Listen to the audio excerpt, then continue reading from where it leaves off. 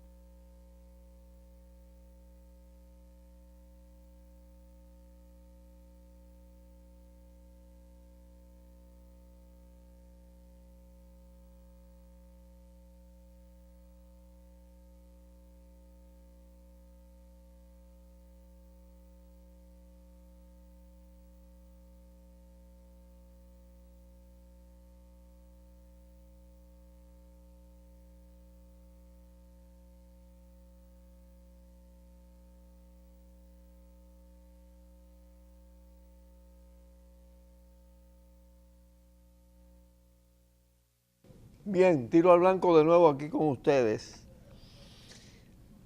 Hace unos días, más de una semana, 15 días, yo escribí un artículo titulado Corruptelas electorales encubiertas, que tocaba algunos puntos que yo había tratado aquí en el programa, pero de manera bien extensa, y otros que no. Pero en ese trabajo se destacan, primero, lo que significa como trampa la rehabilitación que hizo el PLD del PRD ya diezmado para otorgarle un presupuesto de la Junta Central Electoral equivalente al mismo que recibe el PLD. Es una compra vulgar. Es decir, lo colocaron, hicieron la alianza para que la puntuación del PRD subiera y llegara al 5%. Igual hizo el PRM con el Partido Reformista. Yo lo había dicho aquí, dos partidos en extinción. Estos tipos hicieron una transacción vil y lo colocan como tercer y cuarto partido con un presupuesto multimillonario de la Junta Central Electoral.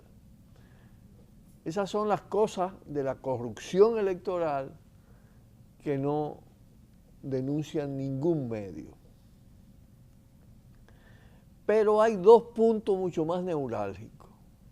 Uno es el de los Vicini y el asalto a la capital a través de la toma de la alcaldía, en una combinación soterrada, una especie de confabulación del presidente Medina, del PRM, con Milagro Ortiz Bocha en la cabeza y Luis Abinader, conectado con el grupo Vicini para colocar a un pupilo del grupo Vicini en la alcaldía.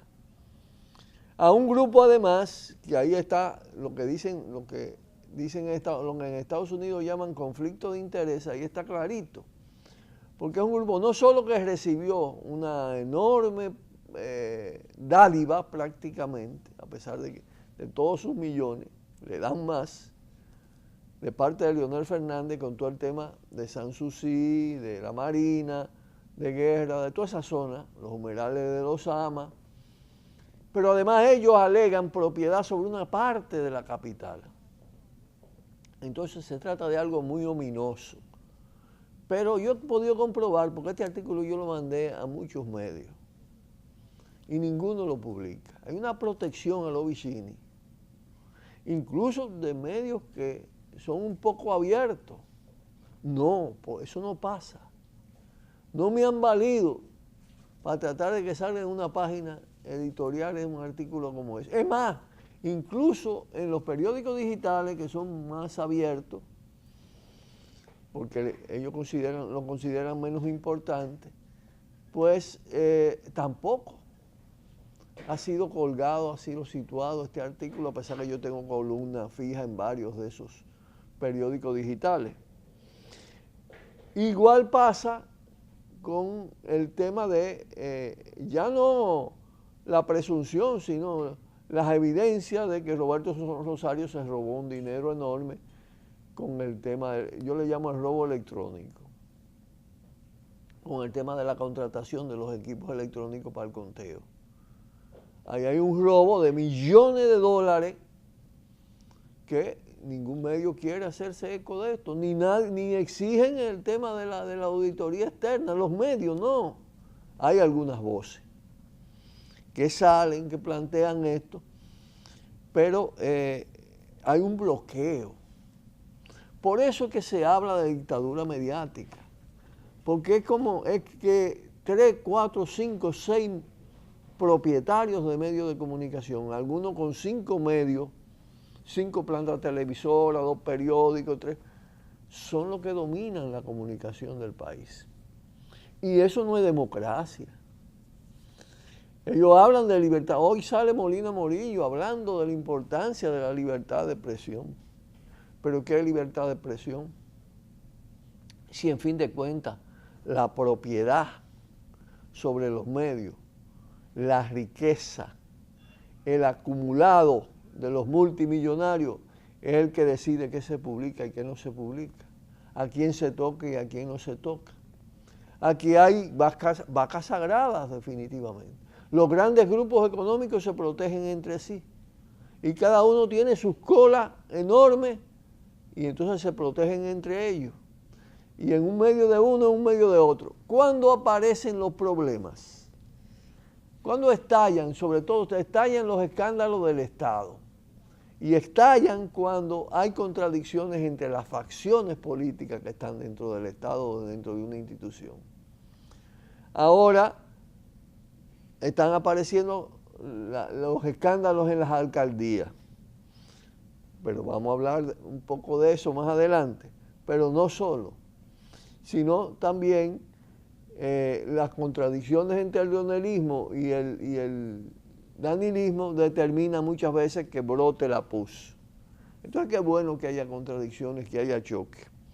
Porque como ellos tienen el dominio de todo, solo cuando se fraccionan es que aparecen las verdades en la superficie de la sociedad.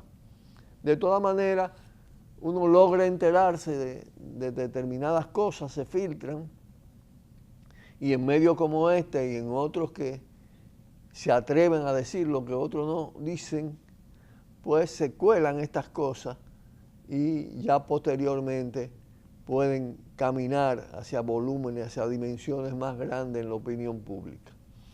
Pero sin duda alguna estamos frente a una dictadura mediática. No solo una dictadura institucional, unipartidista en materia de Estado, monopolio de un partido sobre el Estado, más que de un partido, de una corporación con varias compañías por acciones, que hacen negocio de la política, son los que dominan el Estado dominicano y el sistema de medios de comunicación, los grandes propietarios. Pausamos y volvemos. Cuidado, tiro al blanco. Cuidado, tiro al blanco.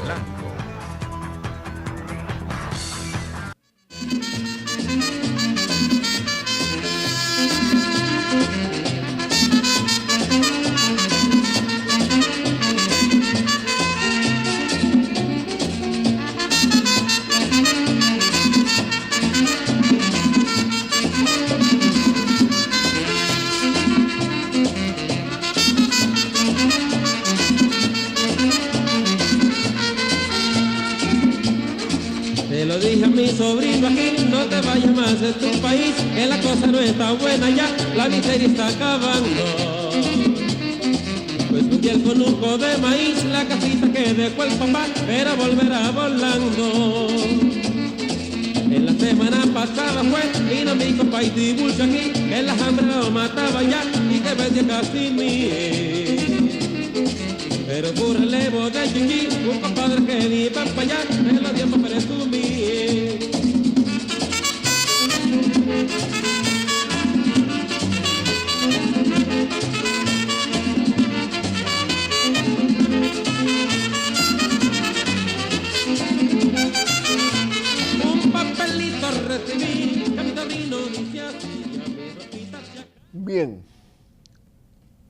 Gilberto Cerulle originalmente era un dirigente histórico del PLD en Santiago de los Caballeros. Él y prácticamente de toda su familia PLDista. Cuando aspiró a la alcaldía en el periodo pasado, en el PLD lo bloquearon. Pero eran diferencias de carácter secundario, más bien de ambiciones. En fin de cuentas, eran de la misma calaña los candidatos del PLD. Y Cerulle se convirtió en tránsfuga, dio el salto.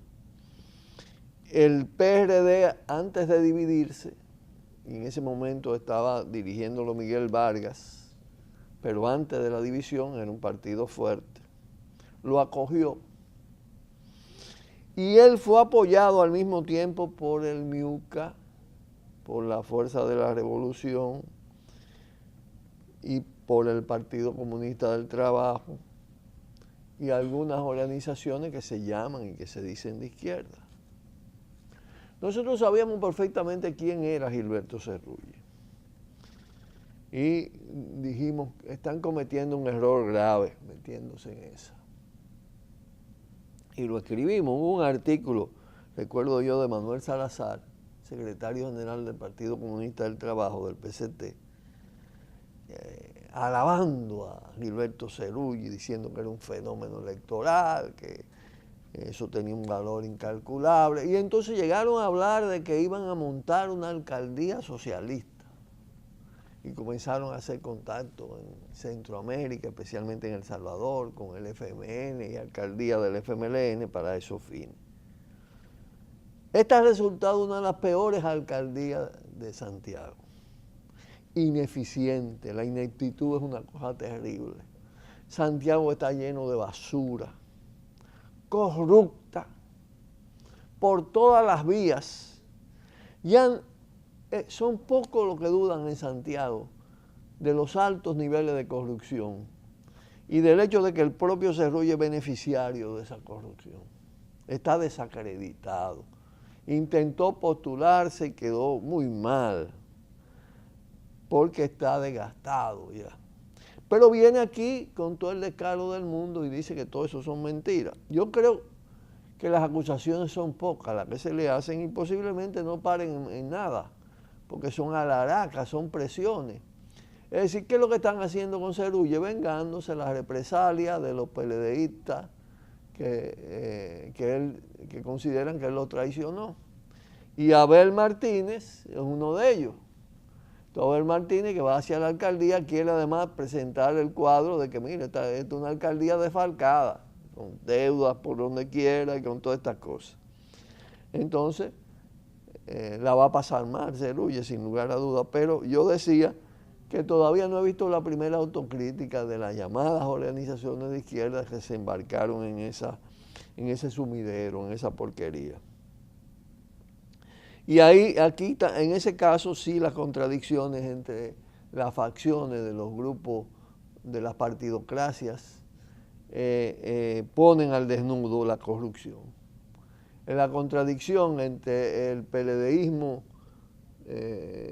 disidente de Cerulle, que se pasa al PRD como matrícula, y el PLD ha dado lugar a posteriori a esta situación de denuncia de la corruptela que ahí prima.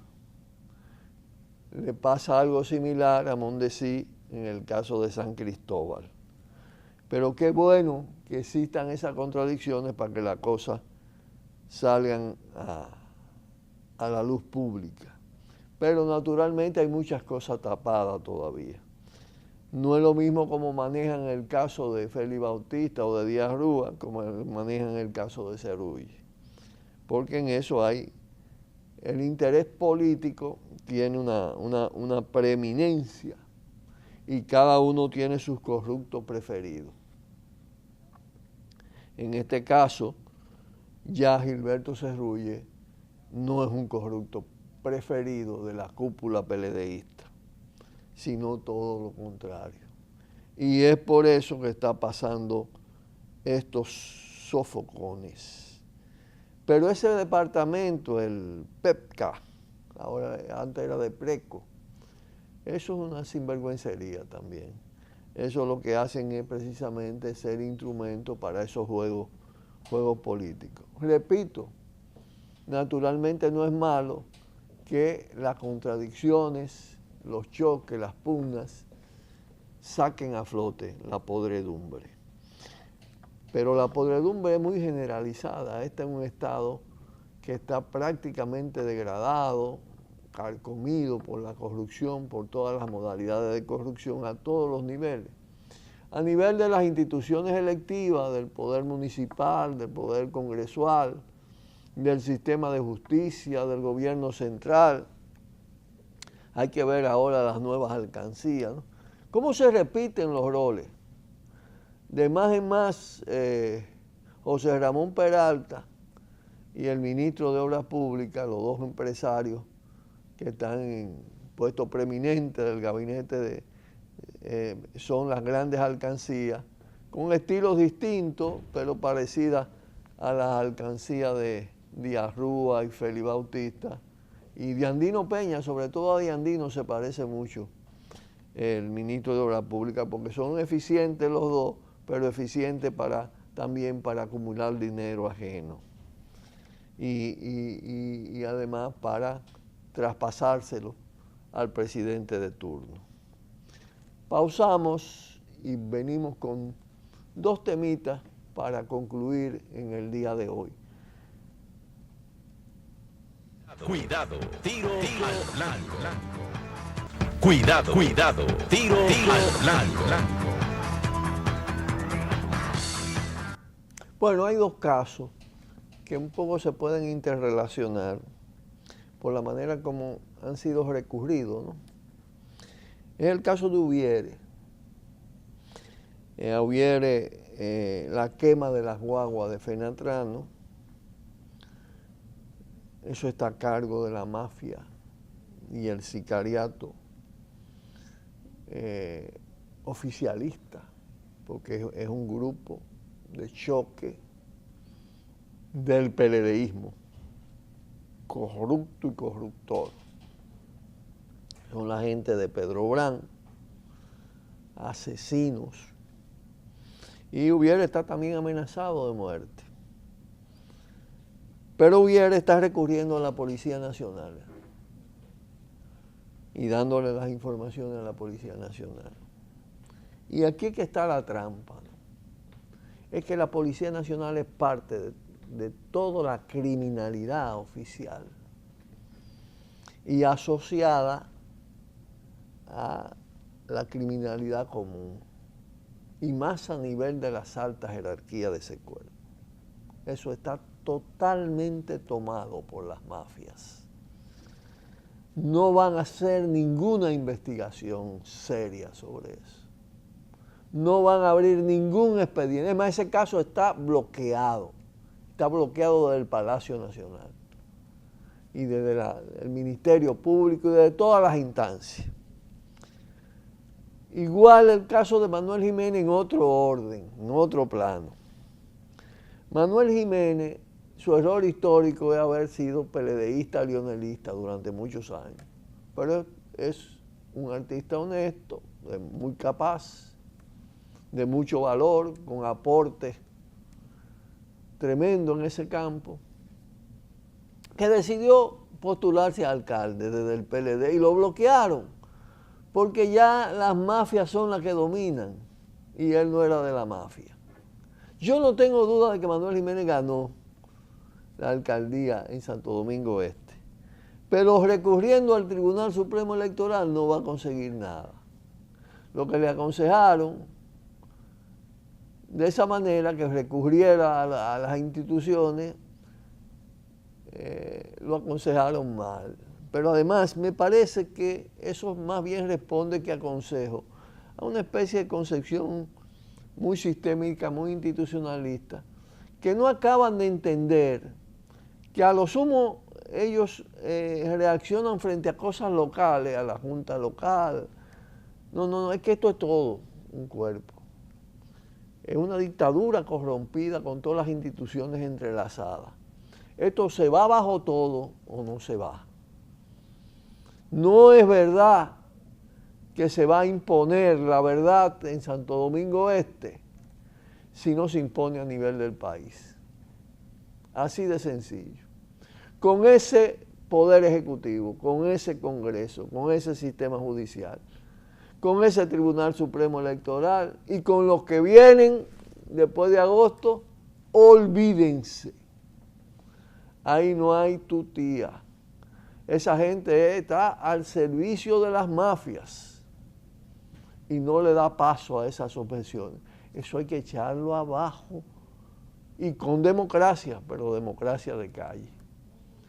Nos tenemos que despedir, el tiempo apremia y le damos un fuerte abrazo hasta el día de mañana desde este espacio donde ustedes comprueban todos los días que se puede decir y efectivamente se dice lo que otros y otras, o muy pocos y muy pocas, se atreven a decir en el país. Un fuerte abrazo y hasta mañana. Por el multimedio, Tiro al Blanco, bajo la coordinación y participación de Narciso Isa Conde. La verdad sin dobleces, para hacer realidad los ideales del Coronel Camaño y el inmenso Che Guevara. Cuidado, Tiro al Blanco.